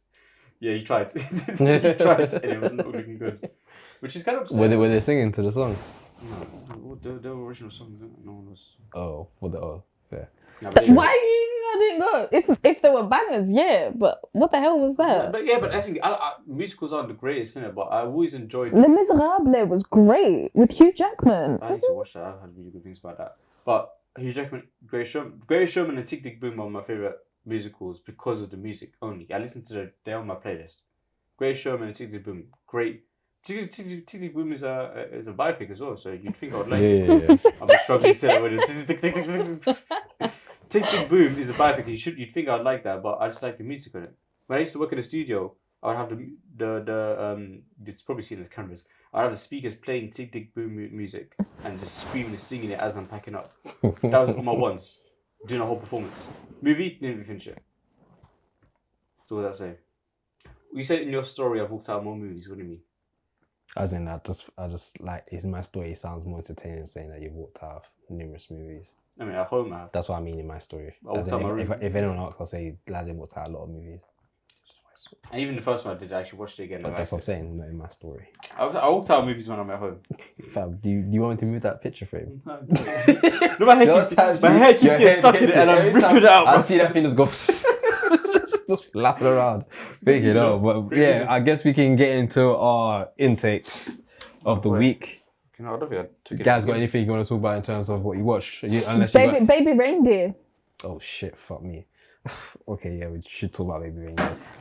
I saw the trailer for it. That looks. Wow. It was a really good show. I just want to say this, a real disclaimer. For everyone on the internet that's been like researching and has found the people, Leave them I alone. feel like that's really disrespectful. Leave them Not alone. only for the people that are obviously, yes, they're bad people, but I think it's more disrespectful to the actor and writer and director or producer, because this is his traumatic experience, and by you researching it, you're reviving it. Him producing the actual piece itself was his own choice, but you going out of your way to find these people is out of his control, and I feel like that's really disrespectful, considering he is actually asked for privacy. But let's talk about Baby Reindeer. Yeah, so Baby No Reindeer. spoilers, please. This will be Just spoilers. walk out the room. This will be spoilers. Oh! This will be spoilers. But when I talk about Civil War, you don't want to bust out or you want to shout me instead. So This will be no. spoiler free. We won't be spoiler free. I don't think we should I don't know about spoil walking it. out. No, I don't Is know it- walking out. We want people to watch it, though. No, because I'm editing this video anyway, so it doesn't matter. Oh. I'm editing the video, so I'm going to listen to it anyway. So spoiler free. You said you can do it. I believe in you. Okay. What you want? What do you want to spoil? I'll no, But 'cause I want some to- of it's true. It's a true story, so I don't know if it's really a spoiler. No, don't spoil biopics for me. Come on, you know me and my biopics, man. Baby Reindeer is a TV show that's on Netflix. A quick description of it: it is a comedian, well, up and coming comedian that is dealing with a female stalker, and he's basically a man that's dealing with a lot of trauma from his past and how he's trying to make it in the industry by working in a pub and doing stand-up performances in different bars and different clubs in London. in London, but it was originally around the period where he would. Well, the storyline starts off with him being at the Edinburgh Fringe Festival, which is a huge theatre and comedy festival up in Edinburgh. Yeah. So this is it's based on a true story. The main actor is the person that's said that he experienced this in his actual life. I believe he's the writer, producer. I'm not sure if he's director. No, he's not director. He's not saying he's a director on here, but he did write the film, the show, and it is a very emotional ride, I must say. The episodes kind of span from 30 to 1 hour. Some episodes are 30 minutes, some episodes are 1 hour, and it goes for a roller coaster of different emotions. I will say this is a very big trigger warning for people. So when watching it, do watch it with caution. Because there is some triggering stuff that happens within the show. Particularly episode 4. They do let you know before the episode starts. They do their little black screen and let you know the themes that will happen in it. But yeah, I don't know what made me click. I think I clicked on this film. I think I saw a lot of people talking about it on social media at first. And then I went on Netflix randomly and I saw it pop up on my feed saying, this is recommended for you to watch. From everyone saying how good it was, because it kept saying Baby Reindeer and I was confused why people were liking a show called Baby Reindeer, because the poster was literally the main actor with those antlers over his ears, and I thought, okay, is this just like a funny animation thing going on? Far from it. Far from it. So I clicked on it. This is nothing of the sort. Bitch, you fuck. I clicked on it and it had a really great opening scene with him at the bar doing a voiceover, and I was obviously my thoughts of the show beforehand thought it was going to be something else. So when I'm hearing this voiceover and I'm seeing the potential female stalker walk in and he's having a conversation with her, and then when he realizes that he said something, once he realizes one of his lines that he says to the girl activates her to be like, okay, I am now going to vote my whole life onto you. The big oh shit, at this moment he realizes he fucked up moment was so beautifully done that I was locked into the show and realized this show is going to be incredible. It's a time period one. When I say time period, it's set probably in the early 20s or so, because they're using, maybe not early 20s, maybe early 10s possibly, because they're using iPhones, old iPhones, emails, Facebook is being used constantly within the show. But it is I don't know how to explain it, but it's an emotional ride watching this show. If you've watched May I Destroy You, then it's very similar vibes, but from a male perspective. I think the most powerful part for me from the film was that the line that he produced to his stalker is also the line that's produced. That is also said to him at the end. So you get this really round narrative. Conclusion of the whole story. Yeah. Circular narrative, really round circular narrative on the story.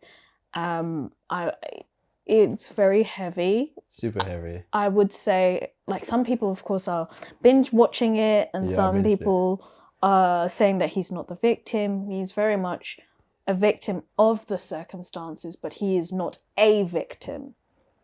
And I think that's something that we need to address, that regardless of who is being harassed or dealing with these themes or natures, it needs to be respected.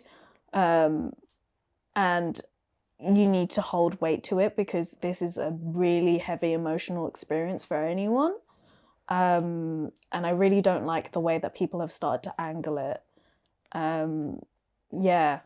Take your time watching it, but also empathize that this is actually based on someone else's experiences. And you feel that, you can tell it's based on an actual true story, because there's a lot of stuff that happened in this show, it felt real. Like, a lot of moments you realize when you watch a TV show, okay, this is the moment that, I won't give you spoilers, but you can tell the pace of a story in a scripted show. You know, okay, this is the moment that's going to be the good moment, it's going to be the bad moment. This show hit you with real stuff, real character decisions. Like, a real life person will make these decisions. They won't do what you think they should do in these moments. They're going to do stuff that you realize, okay, a human being will just carry on with this type of antics and so on, so to speak. But I don't want to spoil it, the actual show, but it is a really good show. It's starting to get a lot of Emmy buzz now. People are really enjoying it. I think that the element of it, I think the pure fact that it's actually based on a true story is what's carrying the show a lot, because people are now trying to chase up the actual people, the actual characters. People actually are finding them. They actually found the actual stalker, and they've messaged her, and they've like threatened her and all sorts, and she's dropped like multiple paragraphs explaining the whole situation, and it's starting to turn into a big mess right now. I don't know how I feel about that, seeing that the actor made this show. So like, if you make a show like this is gonna happen type of thing. So even if he says do not do it, it's like, you have to know they're gonna do it. Yeah, but I don't know, like, the character or the person herself, you could tell that she wasn't all there. Yeah. Have you seen the message she sent to the people that's been threatening her? She's very unwell. And I think it makes no sense for people to get at her. It's like, very disgusting. You can tell that, like, this person's not okay. Yeah. So just leave them alone. But I will say this, I'm so grateful he wrote his dad the way he is, because his dad as a character was such a huge comic relief. Yeah. Like, he also had his own heavyweightness to him, yeah, but he was such a huge comic relief, and like, I needed that character. After watching the show, because I was watching it in bits, I was just like, I need to watch something really lighthearted, so I watched Bluey. Watch Bluey. You know what's so funny? Because you said that, and I realized how messed up I am as a human being, because I watched that show and I was like, oh, cool, what should I watch next? I was like, oh, damn. Yeah. Well, besides that, I watched. Yeah, make sure you check out Baby Reindeer on Netflix. Sorry, he literally said, "Yeah, I just moved on." So this is what I watched. And then I watched. You know what? Yeah, Aladdin. I want to get onto you because you didn't watch X-Men '97, and that shit is fucking sick, bro. Fuck, you know they bro. Fired him though. Yeah, I don't know why they fired him. By the director. They fired him like couple like episodes in. I think it was like 2 episodes in. They fired him. I think they fired him before they actually premiered. It was like 2 weeks, I think.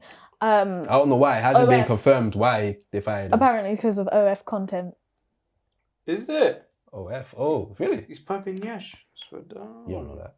Huh? You don't know. Why are you assuming it's... Why did you assume? It's Nash? Well, Nash is Nash. You don't need to... Nash is Nash. There's no gender on Nash, is it? You say he's Nash. But yeah, X-Men '97 is freaking sick. I know Aladdin in past episodes is complaining about the animation style. Bro, the story, it respects its audience. For one, it's very much of an adult animation. And I know it sounds kind of wild, but in terms of like, it has more adult humor. There's more blood, more violence. Blood. and you're dealing with more adult superheroes. It doesn't feel very comic booky. It feels like, okay, it felt like how X-Men was, the original X-Men that the story is continuing from. I think it's episode 4. If you know anything about, if you've been watching X-Men 97, you know that episode. That was probably some of the best scenes I've seen in a TV show for a minute. You like anime though? It's fucking incredible. Because you like anime, you're gonna love this, right? What? X-Men 97? Yeah, it's just like a similar vibe to it. No. Not the same. The same. There's like the connection is. Let me land at least. That's like saying let me you land, like BoJack Horseman. You might like anime. Yeah. There's 2 different things. I never said that. I'm saying the line between you liking anime and you liking this is clearer than the line between me liking this without my.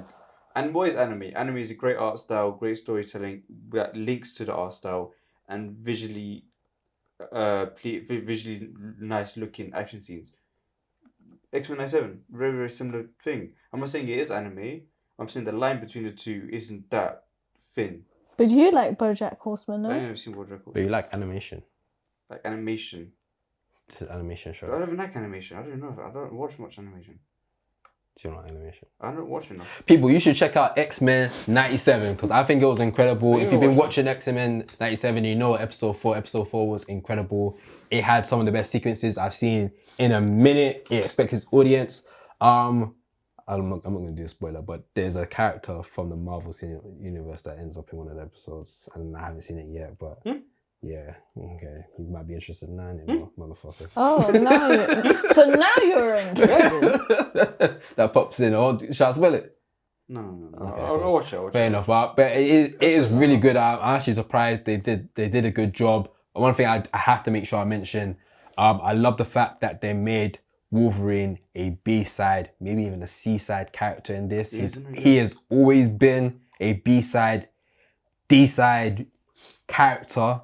And obviously, I think what happens is a lot of times when you do live action superhero films, certain characters just appear better with live action. So Cyclops is obviously, if you watch an animation show, he's the main guy. He is the guy, but in live action, they just made him some wimpy guy that just has laser coming in his eyes and just didn't look cool. I think when doing live action, that just doesn't appear to look cool. But in animation style, he's the boss, he's the guy. Wolverine is the simp. He's simping. You will never get Jean, bruv. You will never get her. Rogue, Cyclops, and Wolverine. 3 tickets for challenges.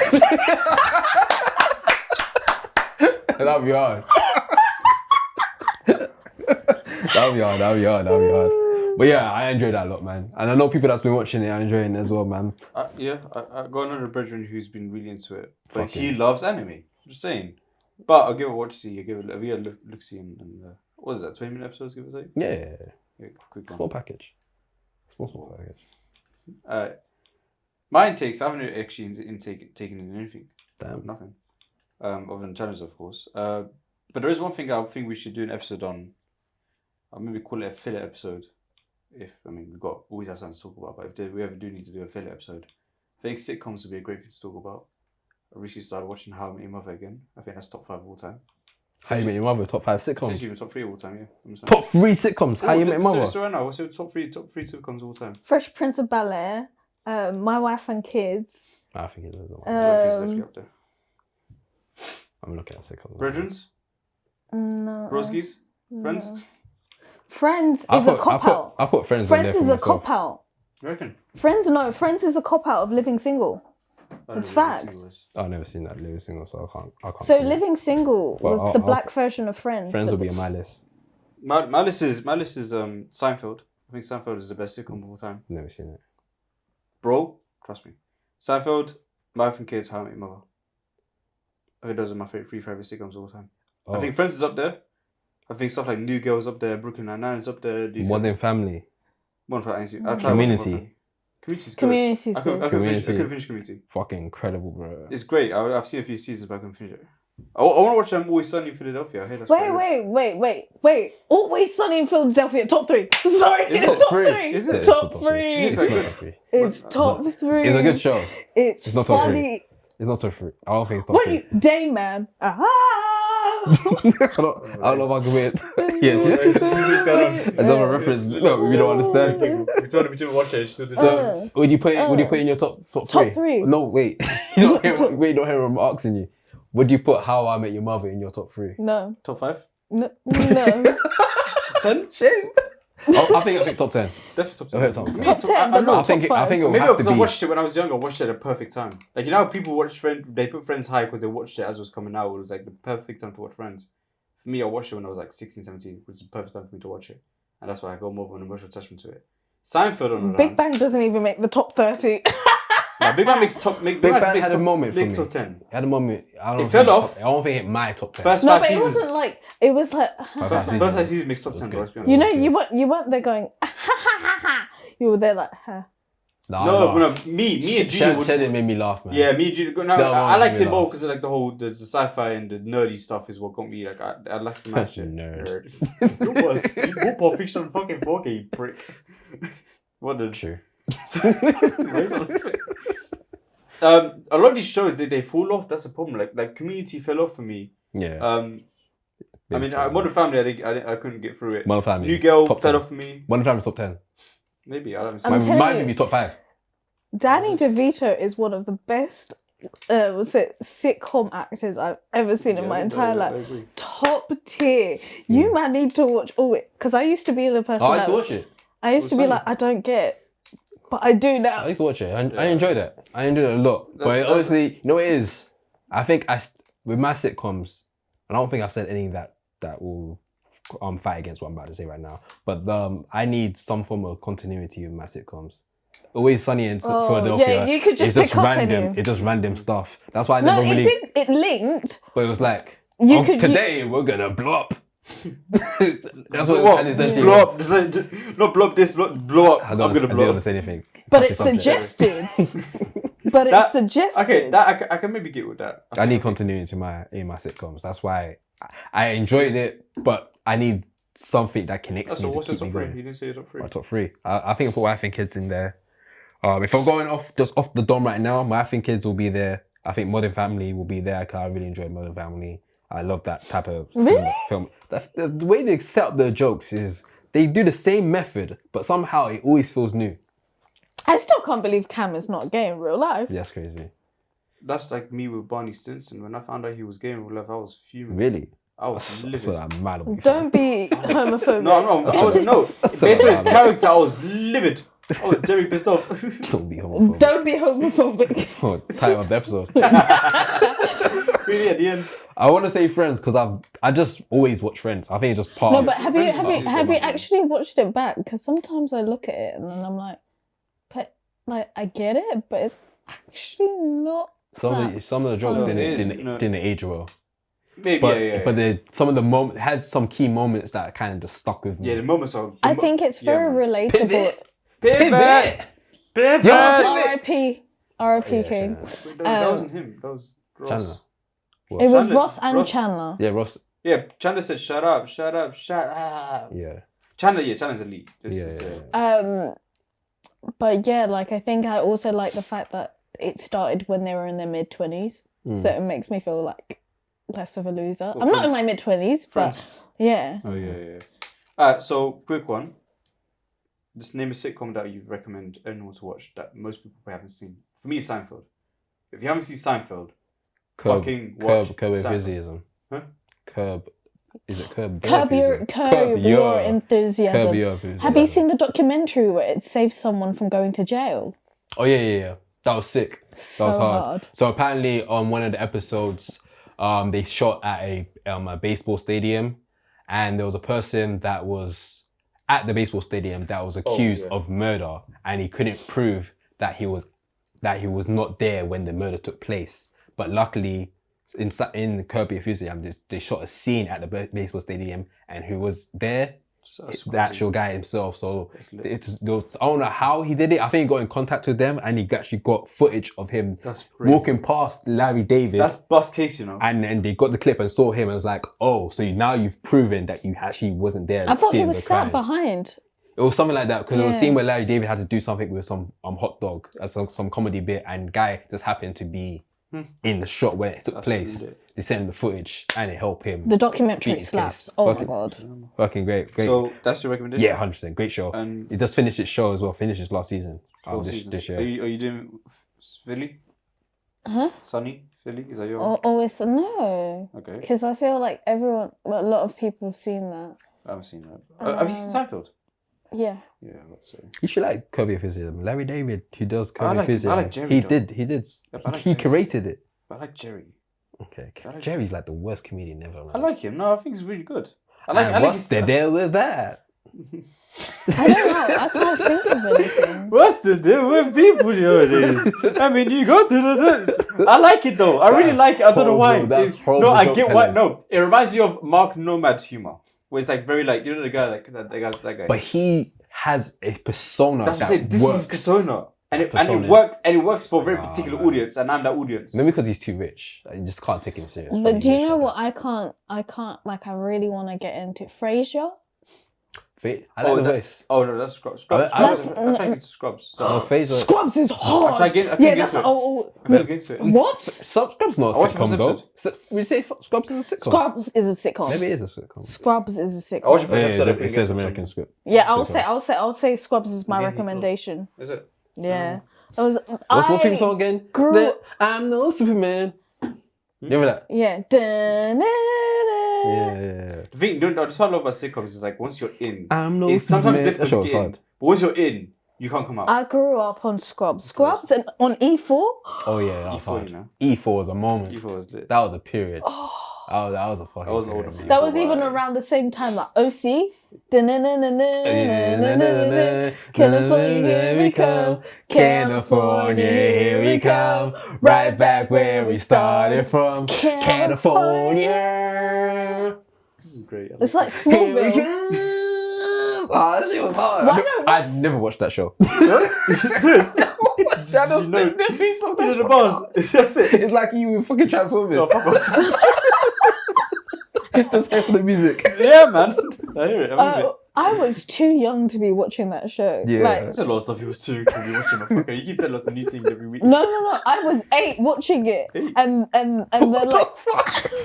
Yeah, you still watching that? That's crazy. Hey, bros. That affects Is that me. worse than you watching this? it's like watching Skins at Pretty 8. much, I bro. haven't seen. It is literally like watching Skins at Yeah, 8. yeah. I haven't seen Skins, bro. I want to watch Buffy.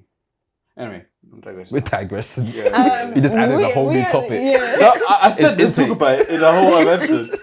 There we go. That's time. Even Apple's like, yo, wrap up. My intake Have you? Oh yeah, sorry. would be Boy Kills World. I want to watch that movie. It looks really It fun. looks good. I think that it was a great example of how an anime live action can actually work. Mm. Bill Skarsgård has, like, I know it's already like discussed out there, but he has a really great animated face Yeah, he for does. like live action. Yeah, it does. So it made me really, really, really excited for The Crow. I'm so excited for this. He really like delved into like the like fight choreography scenes. The shots were amazing in terms of like fight choreography because I'm 100% sure there was a drone shot where they were having like a whole fight and it was going around so you could see it from different angles. Do you know how insane that sounds? Yes, crazy. And then the best way to describe it was like a hybrid of like Hunger Game meets that Kill Bill Hard. That sounds hard. that Kill Bill scene with the swords. Yeah. That's how I see it. Yeah. Check. I want to watch it. It's on my list for this week. Let's watch But it. I gave it I'm like actually 3 try- stars. Yeah, 3 stars. Yeah. It looks like just like a fun action pack. Yeah, like it's not one of those Not films really, that you go I'm take not here seriously. for like much of a story. Just give me a quick premise and just get to it. Man. What's the Let's one get to the fights. Yeah. What's the one time? Do you know? Listen to us. I might try. I'm gonna watch a film tomorrow. Let me check. I don't know what to watch yet. I haven't been to Finsbury Park Picture House yet. I have. I'm telling you right now, it's one of the Picture House best. is very expensive, man. Oh yeah, I got membership. Sorry. I bought it. Can I buy membership, please? I can pass for a junior Aloha. Why do you pronounce it like that? How do you do it? Oh, wow. How do you do it? 111 minutes. No, 6, 12. Just under 2 hours. That's fine. No, Picture House in Finsbury Park is really nice. I'll I give enjoy it a look. Is it reclining chairs? Yeah. How reclining? Is it angel reclining or? No. View? No, it's not. It doesn't go all the way back. Oh, that's a shame. Is it the one like the one? But it's new, fresh chairs, so it actually feels comfortable. Well, for me. But like the Greenwich ones were comfortable. They're nice. But it's not fresh. Yeah, Picture House is a great cinema, man. I want Such a fresh. great Even cinema. the Bromley one's nice. I ain't got Bromley. Why would you be in Bromley? That's what I'm saying. I ain't got Bromley. But why would you be in Bromley? Exactly. That's why I'll never know about that one. My one's always be Hackney, because obviously I live in Hackney. And then Finsbury Park. Where do you live? It's been on the location. What's rule number 6? Oh wait, but it's my personal life. No, God knows. Yeah, but I can give you you know, postcodes. the internet is forever. You must be houseboy. Oh shit, new studio space. I haven't even finished this one yet. You guys on the move already. You know, mate. So we take everything with us, man. Content house. That's my intake, son. My intake. I'm going to intake will be Boy Kills the World, and I need a movie. I think I haven't even finished that Ferrari Cars universe yet. I'm watching Lamborghini yet. Hey, Lamborghini. Shit. I'm gonna go and watch Challenges again. I don't know what my intake. Well, I've got a lot of movies to watch in the next couple of days. Couple days? The 13 days? Just fucking know. 30 days. Blood Club. We need to call it a day. That's the next one. What's that? What should be my first film to start watching when I start my challenge? May. Yeah. You start with banger. I might go for I might. If no one comments on the video, then I say you do Pulp Fiction. I'm cheat. gonna go from an old archive of films that I've been telling myself I should watch. No, you see that film that I suggested to you last week that you didn't see? The one with Josh O'Connor. Yeah. I saw the trailer for that in the cinema when I was watching challenges. It looked fucking incredible. I think it's a Curvan film. No, it's not. It's Neon. It's a Neon. It's a Neon film, but you can go Curzon to see it. Yeah. I need to get them shit. Curvan. Sorry. Curzon. Shout out Curzon. I need to get them shit at Curzon. Of course you do. I'm gonna have to message them still. You know, It's in the bus. no, 100%. They follow us, innit? It should be calm. Shout out to them. I Shout out walked to into the Curzon. cinemas for challenges at a perfect time. I need to do this more often. Second I walked in, you know View, you've been to View before, right? You know the part where the guy goes, boo! Yeah. As I'm walking in, he did that. Oh, yeah. The second I sat down, 2 seconds after, challenges came up on the screen. Oh, sick. Perfect timing. I'm so happy they Amazing. stopped doing that long fucking thing. Remember that long thing we had, like John Boyega walking through some shit? Oh yeah, that's fucking jarring, man. I man. hate that shit. I But I don't like the fact know. that they took out his last part. Like at the end, he says, "Let's do this." They took that out. I don't like that. I like that. Oh, people complain. Of course you did. Trash. Well, let's do this. Not John Boyega, by the way. It's just No, I don't want. the I don't ad. want that long ad Yeah, before my film It starts. starts and he's like, And it's the same ad Shit. we're gonna see every time I go to the Every cinema. time. But my favorite is the IMAX one where he starts from the doot and he goes into IMAX. Wow, yeah. and he blink. Yeah, yeah. So that's cold. quick and simple. Love that shit, man. Speaking of quick and simple, this podcast wasn't. I was good. I was really good. Well, yeah, thank you guys for watching. Thank you guys for listening. This is Outtake episode 39. You got myself 40 in the coming up. building. Yep, you almost hit the 40s. What are we doing for 40? Should you do something for 40? I think you should do something for 50, no? Wait. No. No, I think we should do it for Outtake birthday. That we do something. Yeah, Outtake birthday is soon. I think it's June. Oh, but June we're busy. We're probably way too busy for June, but Not busy enough to celebrate a birthday, no? he was busy to remember. I beg Oh your yeah, then I pardon. got me a DVD, Blu-ray for Bullet Train. Look how excited he is. His His leg is shaking, by the way, for audio listeners. Yeah, you want to hear it? There you go. We should do sitcoms for 40. I think that'd be kind of fun. What's coming out next? You mean do sitcoms? What's coming out? Well, do we have to do anything for next episode? Are we doing anything particular? No, there's nothing. I would like to talk about Love Lies Bleeding. Is that going to be the main thing for the episode? I would like it to. We be. can Let's do make it. Let's do it. Bring your body for a friend. Don't be homophobic. Watch these films. Well, Alright, cool. we got myself young Veggies in the building. We got Aladdin as well in the building, and of course we've got Mazaveli. Thank you guys for watching. Thank you guys for listening. Be sure to give us a rating if you're listening, because it does help the channel grow. And make sure to like, share, and subscribe on YouTube, because you know we're dubs, guys. You know what I'm saying? But until next time, guys. Peace. Bye.